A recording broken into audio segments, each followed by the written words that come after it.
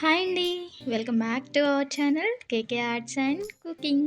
ఎలా ఉన్నారు? బాగున్నారా? నేను కూడా చాలా బాగున్నానండి. ఈరోజు వీడియోలో మంచి టేస్టీ ఆవకాయ పులిహోర అయితే చూపించబోతున్నానండి. కూరగాయలు ఏమీ లేనప్పుడు ఈ విధంగా ట్రై చేసి చూడండి. చాలా అంటే చాలా బాగుంటుంది. కూరగాయలు లేనప్పుడే కాదండి, తప్పకుండా ట్రై చేయాల్సిన రెసిపీ అనమాట. టేస్ట్ అయితే అంత బాగుంటుంది. ఇంకా లేట్ చేయకుండా వీడియో చివరి వరకు చూసేయండి. ప్రాసెస్లోకి వెళ్ళిపోదామండి. స్టవ్ మీద ప్యాన్ పెట్టేసుకొని ఒక 4 టేబుల్ స్పూన్ల వరకు ఆయిల్ వేసుకొని వేడైన తర్వాత పోపు దినుసులు వేసుకుంటున్నాను. 1 టీ స్పూన్ ఆవాలు, 1 టీ స్పూన్ జీలకర్ర, అలాగే ఒక టీ స్పూన్ వరకు మినపప్పు, ఒక 2 టేబుల్ స్పూన్ల వరకు పచ్చిశనగపప్పు వేసుకుంటున్నాను. అలాగే ఒక 2 టేబుల్ స్పూన్ల వరకు వేరుశనగ గుళ్ళు, ఒక 10 వరకు జీడిపప్పు పలుకులు వేసుకున్నాను. వీటన్నింటినీ చక్కగా గోల్డెన్ కలర్ వచ్చేంత వరకు మాడకుండా వేయించుకోవాలి. లోపలికంటూ వేగుతాయి. చక్కగా దగ్గరుండి కలుపుతూ వేయించుకోండి. దీనిలోనే ఒక 3 పచ్చిమిర్చిని చీలికలుగా కట్ చేసి వేసుకుంటున్నాను. అలాగే ఒక 2 ఎండుమిర్చిని కూడా ముక్కలు చేసి వేసేసుకుంటున్నాను. ఈ పోపు అంతటినీ కూడా చక్కగా వేయించుకోవాలి. ఇందులో కొద్దిగా ఒక పావు టీ స్పూన్ వరకు పసుపు వేసుకోవాలి.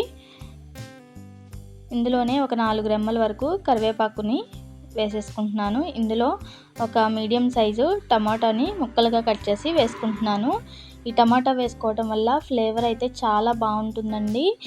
ఈ టమాటా అనేది మరీ గుజ్జులాగా అవ్వకుండా కొద్దిగా ముక్కలుగా ఉండేటట్టే ఒక 2 నిమిషాల పాటు ఈ పోపులో కలిపి వేయించుకున్నారంటే సరిపోతుంది.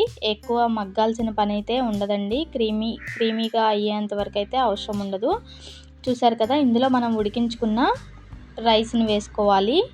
మీ క్వాంటిటీకి తగ్గట్టు, మీ పోపుకి తగ్గట్టు వేసుకోండి రైస్ అయితే.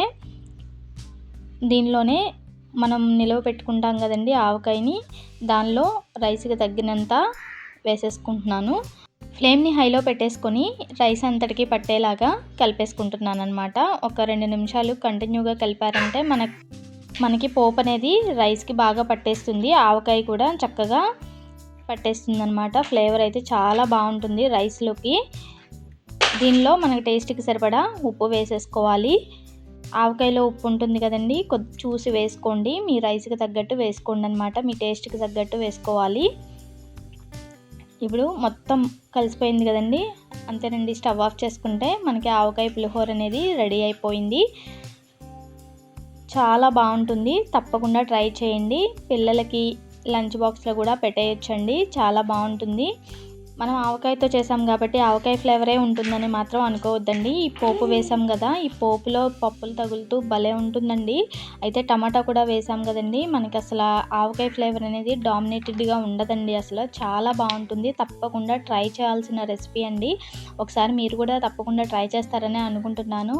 మీకు టేస్ట్ ఎలా అనిపించిందో నాతో కామెంట్ సెక్షన్లో అయితే తప్పకుండా షేర్ చేయండి.